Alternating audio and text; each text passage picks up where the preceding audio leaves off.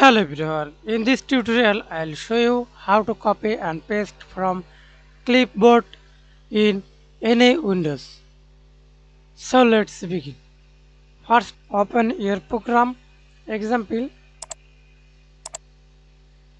not copy anywhere.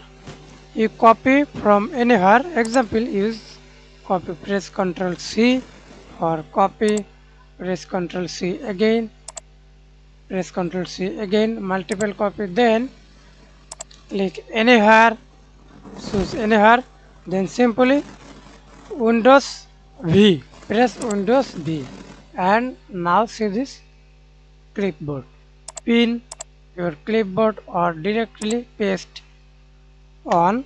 Again Windows V, press Windows V on your keyboard.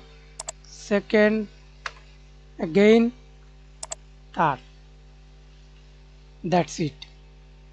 Thanks for watching. Please like, comment, share and subscribe to my channel.